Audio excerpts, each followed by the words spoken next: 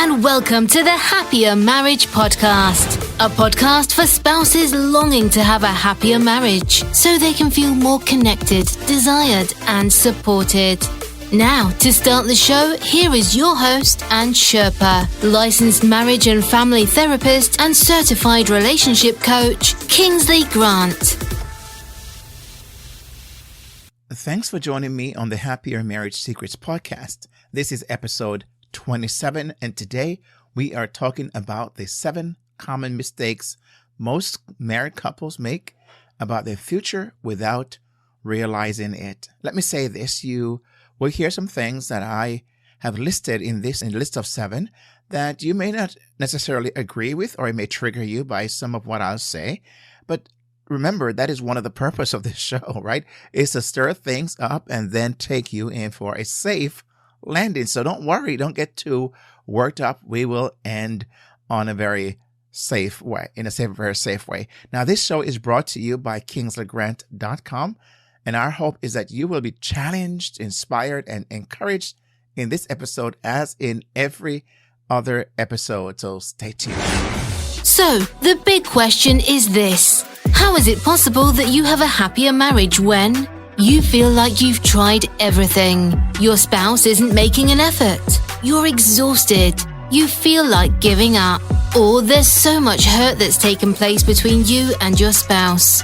That is the question, and this podcast will give you the answers. What's up, ladies and gentlemen of Happier Marriage World? I hope you're ready for another round of the Happier Marriage Podcast. Today, we're talking about the 7 common mistakes most couples make about the future without realizing it. Now, I want you to make sure that whatever you do, however you're triggered, whatever your experience is as you listen to this episode, that you make sure that you stick around to the end, because I have a special gift just for you.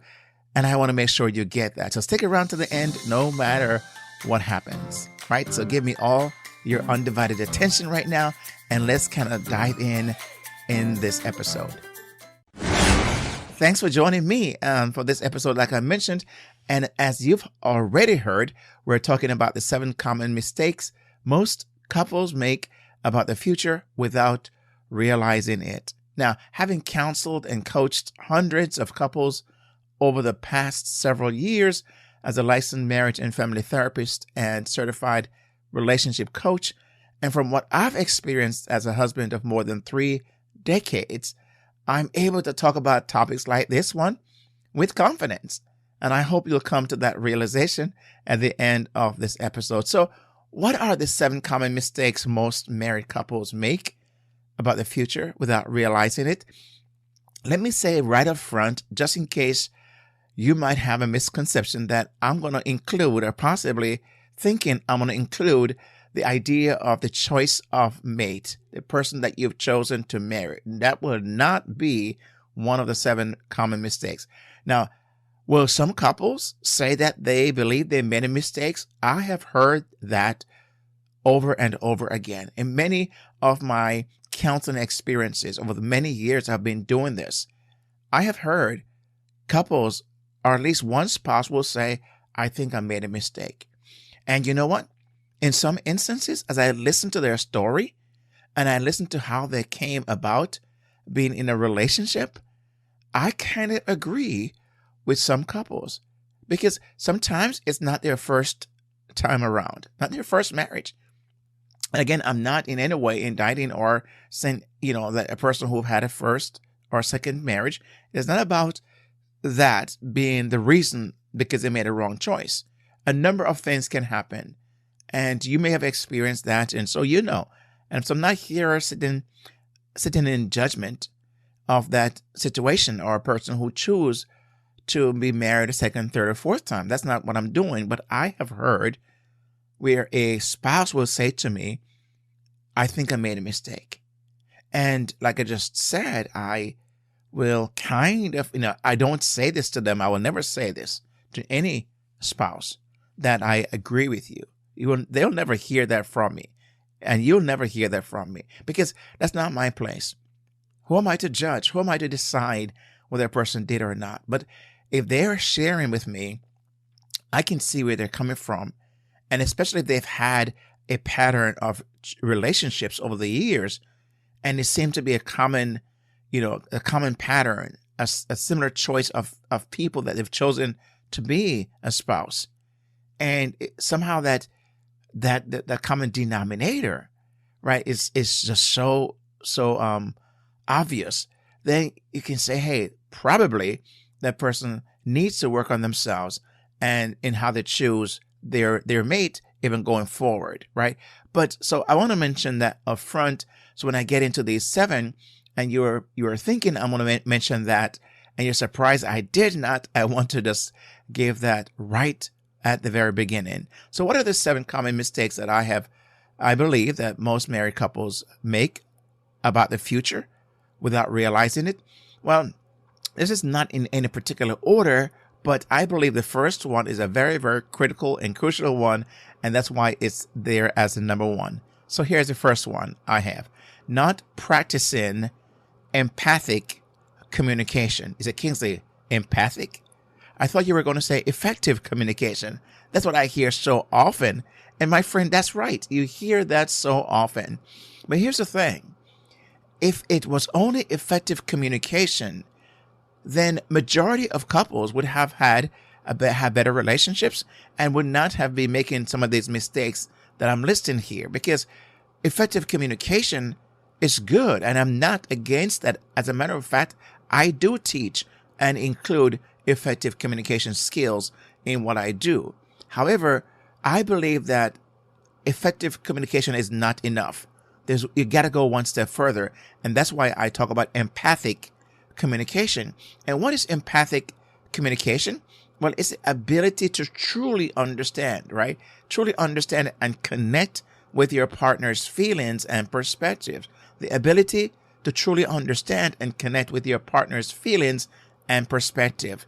That is what empathic communication is, and that's why it's a step above effective. Now, why is that a mistake that couples don't practice this, right? Because what happened is that they don't many times see the perspective of their partner, and they don't try to understand where their partner is coming from, right? So the idea is they're not going to be as impacting in their communication, because what happened is there is a blockage that the partner feels that they feel like they're not being heard and listened to, and that's a mistake that they make, right? And sometimes why a person or a couple may not even think about including this in planning for the future is because they are thinking that we got this. We don't need to communicate about our goals and plans. Who does? We already know what each other wants.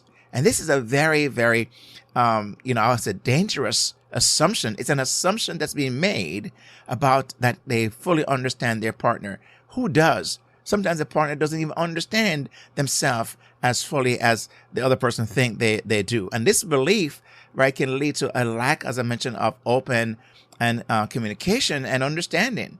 And so it leads to misunderstandings and resentments and more conflicts than is necessary. So not practicing empathic communication is the first one. The second one is not talking about their finances. How many couples I've worked with who have failed to talk about their finances for one reason or another, and they don't really think about the financial implications of their future, their plans, right? What some of these things what some of the things that may come up, because, for example, they may have planned to have children and at some stage retire. Now, I know that these are some things. As I list these, I remember going back to my own marriage, been married over 3 decades, like I mentioned.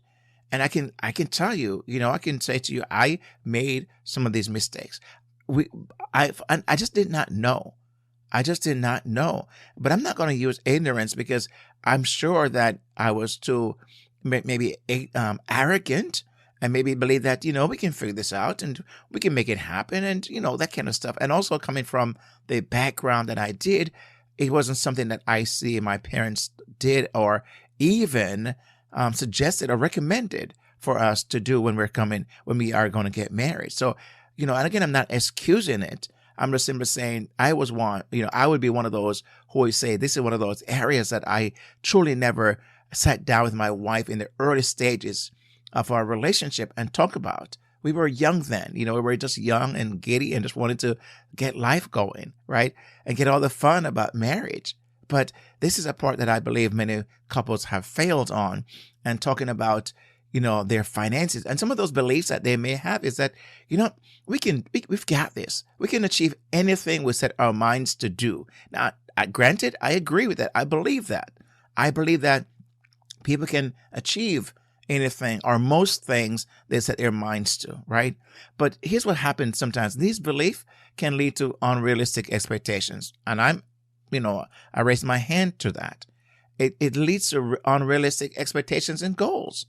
And sometimes what happens is, as the years go on, it results in disappointment and sometimes frustration because those expectations we had that we never talked about were not met. And so we frustrate ourselves in the relationship. And as you may know, finances is one of the leading causes of divorce.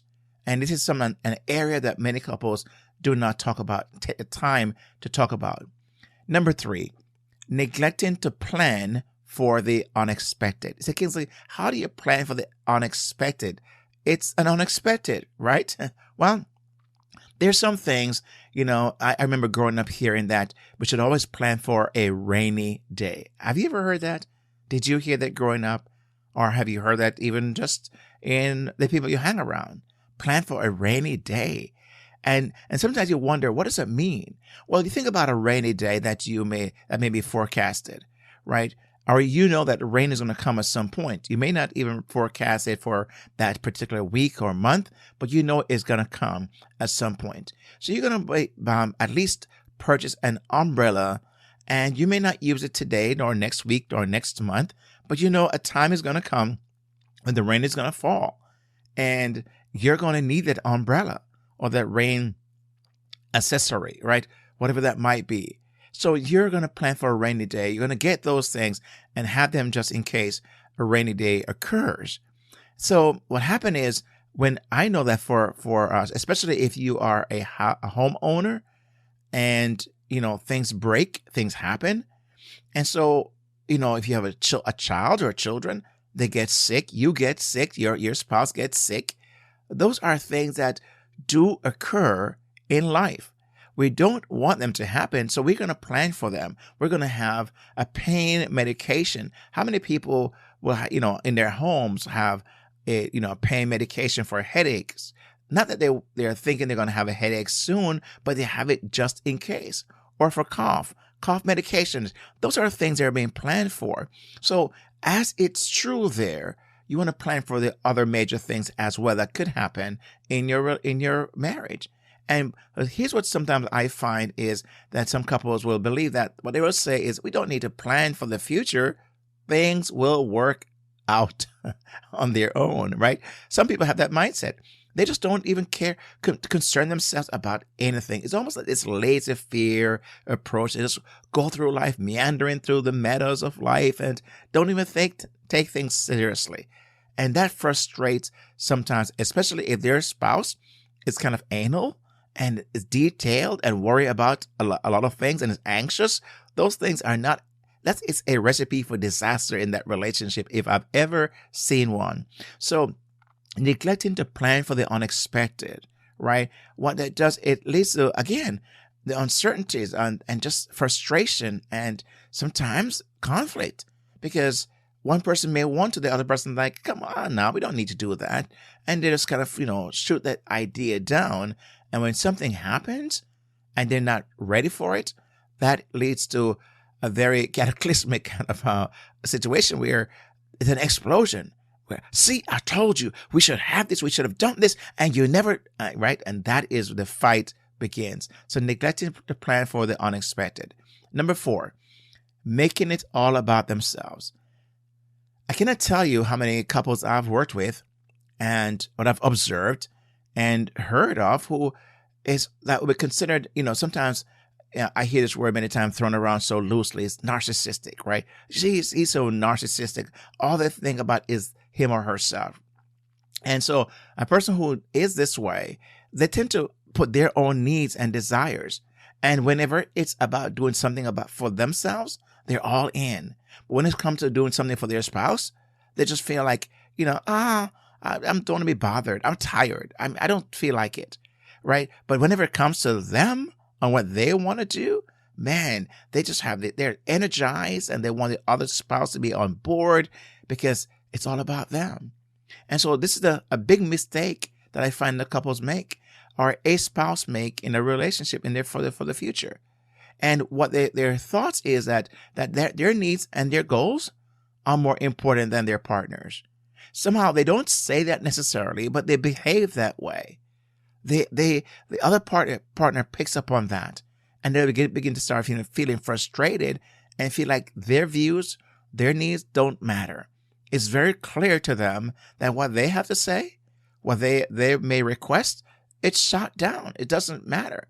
So whenever a couple, one of the mistakes they make about their future is to go in with this selfish me-ism kind of mindset, right? And so this what happens, it leads to a lack of consideration for their partner. And so it leads, of course, feelings of frustration and resentment. So this mistake here, I believe, of the 7 is when you make it all about yourself and you think that the world or your marriage revolves around you. That's a very serious issue for the relationship. It obviously won't last. It's going to create division in the relationship. And you may have experienced that yourself. Marriage is not going to work. It's impossible for a marriage to work when one spouse makes it all about themselves. And this is what I said before, the mistake that they make about the future without realizing it is when they are so self-centered. And, again, this is not both persons, but it's one person mainly that does this. Number 5, not making time for each other. Again, I cannot tell you how many spouses will come in for counseling and will say that, this person have put everything and everyone else above the relationship and above them. And they don't make time to discuss and plan for the future. That's what I find some spouses don't do. Now, again, I can tell you in the early stages of my relationship, my marriage, we never did this. I just kind of, went through and just took one day at a time and things will work itself out. Right. And so making time just to sit down and talk about the future and just to sit down with my wife at the time. And, at the time, meaning in the early stages, not, I'm still married to the same woman, but I mean, in the early stages of our relationship, I made time for everything else. I was guilty of that. And I've told that story many times that, where I neglected in this area, I neglected basically making time for my wife as I should, and even sometimes my children. And this is one of the things I look back, and if I could do that over again, this is an area I would change. But I've learned, and thank God they've forgiven me, and kind of learned from that. We have now implemented different ways where we make time for each other every single week. We call that a date night. There's not a week that goes by. There are some exceptions, of course, but for the most part, in the last recent years, every Friday night or Friday evening is our date evening, our date night. We have to make time. And I know in early stages, people are so busy and they feel like they don't have time for this. But I can tell you, my friend, from experience, both personally and professionally, this is an area you want to make time for.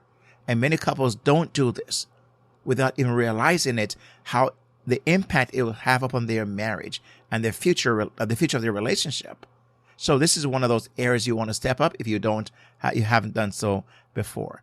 Number 6, not seeking outside help. I cannot tell you how this is a very serious issue where some couples, they don't see the need in their mind. It's almost like, we can figure things out on our own. We don't need help from anybody else. We don't need any help. And some culture actually looks down on this. Some culture, they kind of discourage this. They will say, don't take your stuff outside. This is inside. This is, you don't tell people outside about your business. This is our business. And so what happened is they don't seek outside help. I am from a culture that, thank God I've learned differently. But I remember growing up, seeking professional help, going to see a counselor. This belief was only crazy people, there's something wrong with you to go and see a counselor, a therapist, and, seeking any outside help. And also this idea of secrecy, what happens inside stays inside. That was an encouragement. And I can tell you how many people are suffering in silence because of this continual belief that they should never seek outside help. But listen, my friend, it is beneficial. I've found that in our own lives as a couple, and many couples have come to me seeking help and have found it to be beneficial, right? Because when it's not, that it results in problems that could have been avoided with someone who has a more objective viewpoint, because they don't have anything to lose per se. They don't have a fight they don't have a bone to fight with in that relationship. They're not either on one side or the other.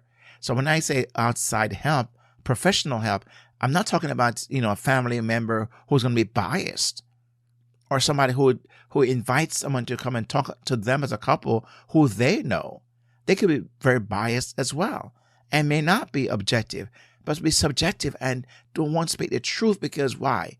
They don't want to hurt their friend who is one of the spouse. So you find a third neutral party, that I encourage that. A professional, trained therapist who can help you, right? So when you don't seek outside help, or as a couple, when you don't choose to, this is a very, very big mistake that as a couple you might make and couples have made in so many ways, right? So let me kind of quickly go through the verse 6 and then we do number 7. Number 1, again, not practicing empathic communication. Number 2, not talking about their finances. Number 3, neglecting to plan for the unexpected. Number 4, making it all about themselves. Number 5, not making time for each other. And number 6, not seeking outside help. And number 7, not being flexible, right? Not being willing to compromise or make what I call negotiate for a better outcome. Make adjustments because a plan didn't go the way that they had, first thought. And so not trying to adapt and accommodate for their partner's needs or desires. Something can happen. And some couples believe that they have to always stick to their plans no matter what, right? It's almost like this was written in, is like a commandment that was written on the stone by God, and they can't change that. Come on, you are a human being, and we all have flaws, and we make errors, mistakes. So our plans could be one that's made based upon some things that have changed. Life happens, and so we have to be flexible. One of the most important aspects of emotional intelligence is adaptability, and flexibility, right? Couples are a person who is adaptable and flexible is going to be higher on the level of emotional intelligence and see and have more success in their relationship context because they are willing to realize that things happen, and it's not just keep on sticking to something that no longer works, but change, adapt, right? So when you have begun to take on the mindset, the growth mindset and not the fixed mindset that says, it's just fixed, nothing changes. No, growth means you leave room for this, for things to happen, and then you adapt accordingly. So when they choose not to be flexible, this is a big mistake that couples have made in any area, because what they're simply saying is that we're not going to grow. We're not going to expand in our vocabulary, in our education, in life. And so we're just going to operate as if we were in the 1900s, right? No, technology changes, life happens, and everything around us is moving, right? Now, I agree that there are some core values that you don't change, right? There's the non-negotiables of life. Like me, when it comes to my faith, my belief in God, that will never change. I am adamant about that. When it comes to my belief in how to get to heaven, that will never change because I go by what the Bible says, and that will never change no matter what changes around me. So there's some things I believe never changes, right?